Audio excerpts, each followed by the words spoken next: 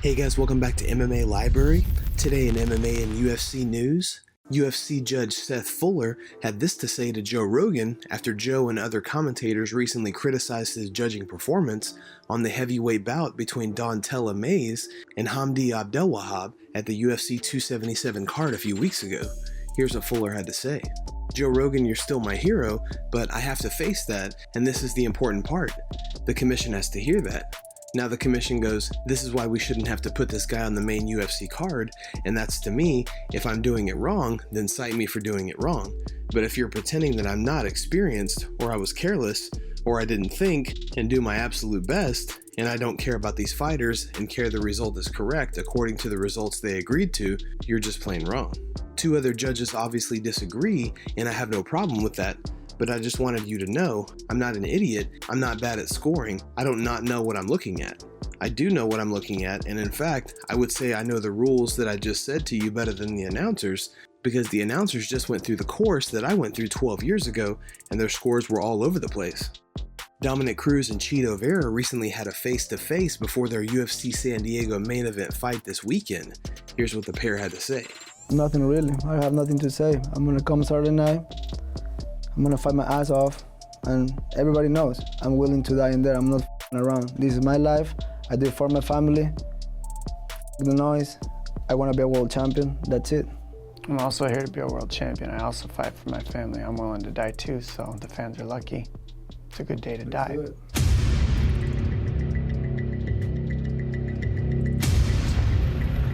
Ya está todo. Oh, we both wore white. Well, geniuses. The way I prepare myself, the way I train, the way I do things, I don't expect nothing else but a win on my side. I'm pretty unattached because we can't know what's going to happen in the future.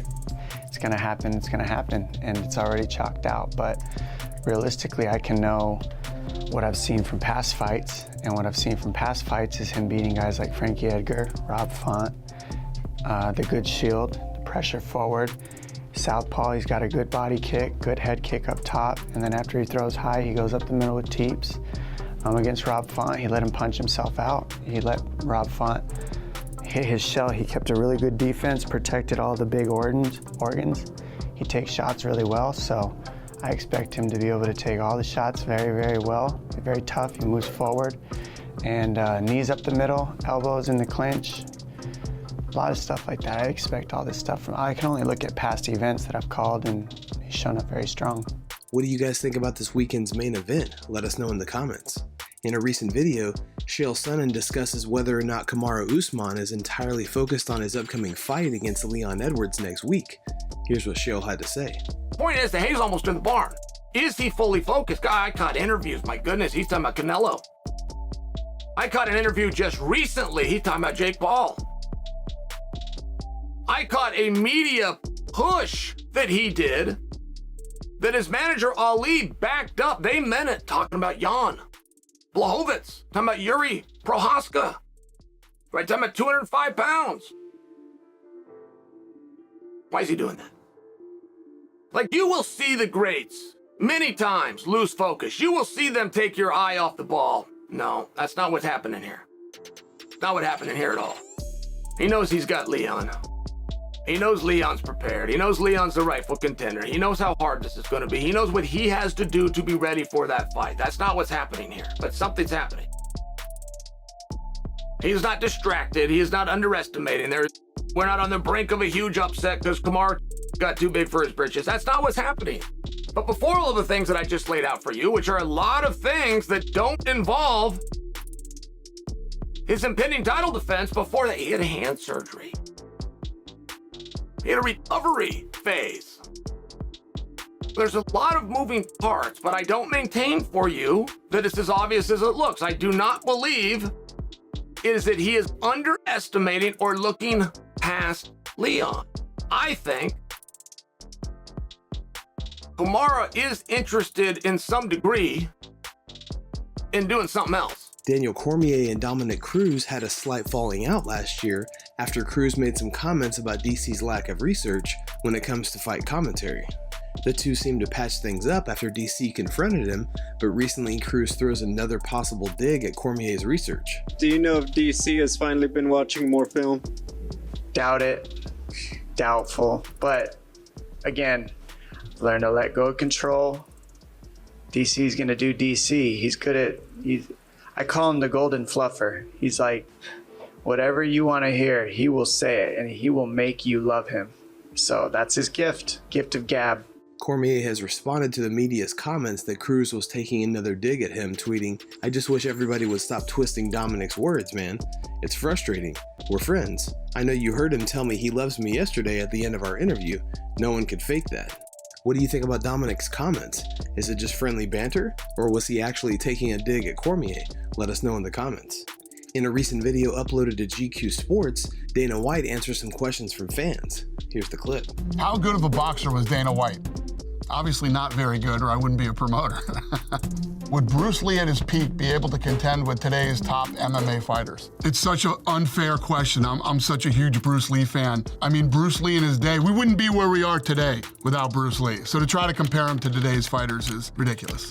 Can Khabib Nurmagomedov be considered as the GOAT in the UFC? It's so hard. Obviously, he's talented enough. Who knows what he could accomplish, but he retired too early. I mean, John Jones is probably going to fight at heavyweight this year. Whatever you think about John, it's hard not to call him the GOAT. Believe me when I tell you I've tried to convince Khabib to come out of retirement. We'll see what happens over the next couple of years, but I feel like he left in his prime. I mean, look at what he did to Justin Gaethje right before he retired. How did Dana White get involved in the UFC? So I was involved in boxing, and myself and my partners, the Fertitta brothers, started taking jiu-jitsu. We fell in love with it. We became obsessed with it. And through that, we started to meet a lot of the fighters. And I started to manage Chuck Liddell and Tito Ortiz.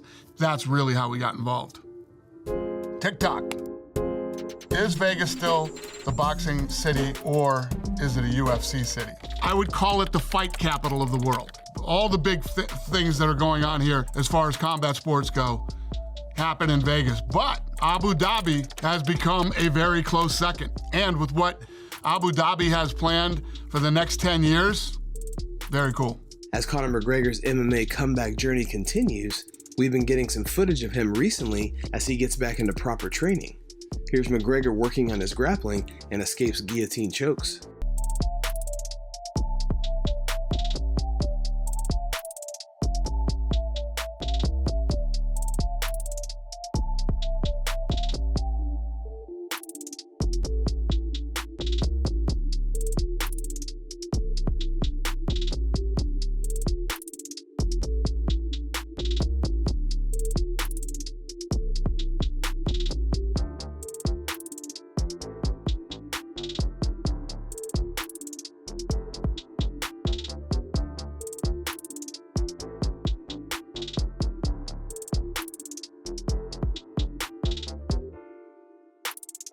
Tony Ferguson has recently joined the Jackson Wink MMA gym in New Mexico as he realized it was time to work as part of a team again to prepare for future fights.